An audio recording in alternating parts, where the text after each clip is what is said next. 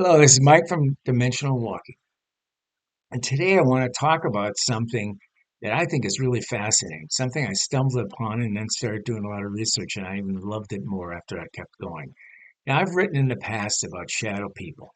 Okay, I've written many times, many videos and many articles about shadow people. Okay, but I've come across something even far more interesting, I think, in many ways. And this is because of just recent developments of this thing called sleep technology. Okay, and I'll talk about this. So the name of this one is going to be Shadow Figures and the Age of Sleep Technology. And then there's a little subtitle here. It's called The Watchers. Were we not meant to see? Okay, the Watchers we weren't meant to see. Okay, keep that in mind. Okay, so for centuries, shadow figures have haunted the edges of the human experience. Flickers in the corner of our eye, silhouettes that vanish when fully looked at, dark forms that seem to stand just beyond the reach of the awakening awareness. But sometimes something has changed. The phenomena is no longer confined to folklore, sleep paralysis, or isolated encounters. In the last 3 years, reports of shadow figures has surged, and the spike aligns with the very modern development, the rise of sleep technology, such things as smart mattresses, sleep tracking devices, dream analysis apps, AI guided sleep optimization. These tools promise better rest, deeper REM cycles, and improved health. But they also do something else. They intervene in the most vulnerable liminal state humans experience. They wake us at algorithmically chosen moments. They monitor our breathing, our heart rate, our micro movements. They map the architecture of our dreams. And increasingly, people say they are waking us up to find something standing in the room with them. Okay? The pattern is remarkably consistent. A person in a sleep, often in the REM sleep, this device vibrates or chimes, wakes them up at the algorithm when the algorithm deems an optimum moment. They open their eyes and they see this figure in their corner, tall, thin, featureless. Sometimes it can be small, childlike, with a head slightly tilted, or a humanoid silhouette that seems to flicker as if it's being compressed by the darkness. Okay? And this is very similar to the shadow people in many ways, but it seems to be a little different, at least in my knowledge of the shadow people. The figure doesn't seem to move. It does not approach. It simply watches. Okay? Some describe it as a presence more than a shape, a density in the air, a void that absorbs the light. Others say it feels like a glitch in reality, as if the figure is not fully rendered. A few report that a figure disappears the moment they are fully focused on it, then dissolves into like smoke. What's striking is how many of these encounters occur within seconds of being awakened by the device. So, not naturally, not by sound or instinct, but by technology.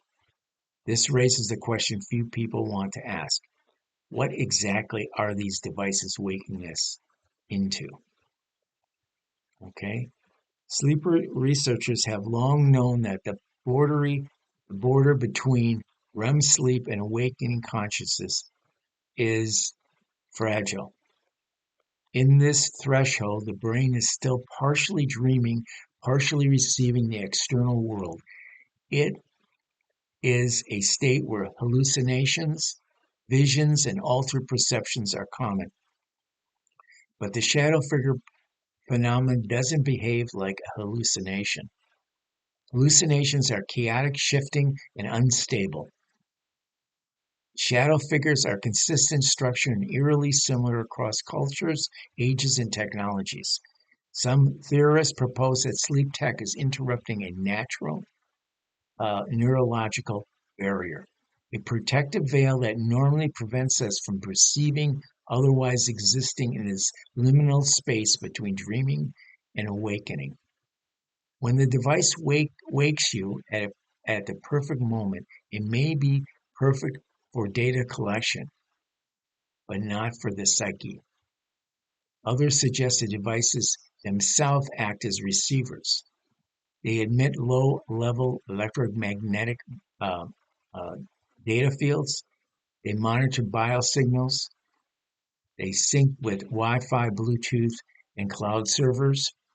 In doing so, they may create an environment that amplifies or tracks the phenomenon that thrives in the liminal states. Okay, so this this bioelectric field may actually be doing something that's changing reality in many ways. Now, this is very similar. All the stuff I've been mentioning to, in some way, without the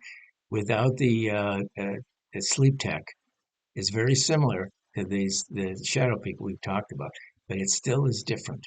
In many ways, it is still different. Okay, a more esoteric theory, one gaining traction in the paranormal circles, is that the shadow figures are not hallucinations at all, but entities living in the spaces, in the in-between spaces, as I like to call it.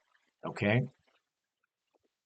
it's sort of like let's go back and let me give you a better example. Maybe is that if you had a beach and you have all these grains of sand on the beach, there's little creatures and all you see is the sand, right?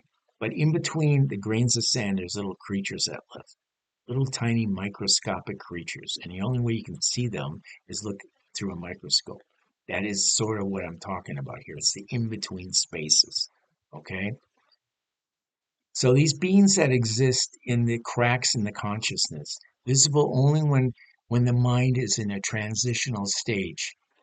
In this view, sleep tech doesn't create the figures, it exposes them.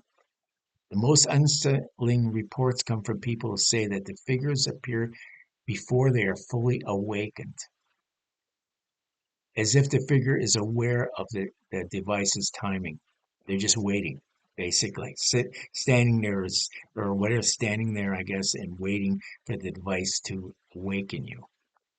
A few claim that the figure seems to anticipate, as I said, the awakening, turning its head, shifting slightly as if the person as it's waiting for the person to open their eyes.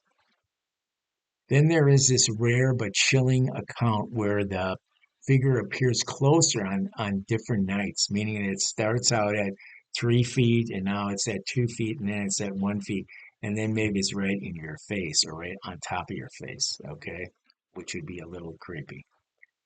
Um, so skeptics argue that this is sleep paralysis with a technical twist. I don't know. But sleep paralysis typically involves you're kind of immobile, and you are immobile. You have this. You also can have this feeling of pressure on your chest or a sense of dread. Okay. Many of these reports involve none of the above, and what I'm saying is there is this difference. People can move, they can sit up, they can turn on the light, and the figure remains for a moment, and then it starts to fade away. And sometimes it fades away into kind of a smoky type, foggy type environment. The phenomena becomes even stranger when cross-referenced with regions experiencing the phenomenal hum. Now, the hum is something that I have talked about before on several videos, and it's kind of apparently there is some relationship between it. In some of these hotspots, people report both the hum and the shadow figure sightings within the same week. Some describe the hum as a pressure that precedes the appearance of the other. Some say that the hum seems to prime the environment, making the figure more visible. If the hum is a signal, a sound, then shadow figures may be the silhouettes of whatever moves along that same frequency. But most intriguing is the possibility is psychological, not supernatural. What if humans were never meant to wake up at that precise micro moments? Okay, because this is unnatural in many ways. Apparently, the scientists who ever developed this technology, have looked at it and it doesn't seem to affect or make the person sleep any more unhealthy. So that's why they're doing it. But I don't think they've looked that deeply into it. Okay. What if the natural boundary between the worlds is thinner than we realized? What if sleep tech is just in its quest to optimize us, is pulling us into a state where we see things our ancestors were protected from? Think about that. What if we're opening up these kind of little portals by this sleep technology? So shadow figures may not be invaders. They may be our neighbors, observers, beings that exist in the architecture of consciousness itself. The question is not whether they are real. The question is whether we were ever meant to see them. Okay?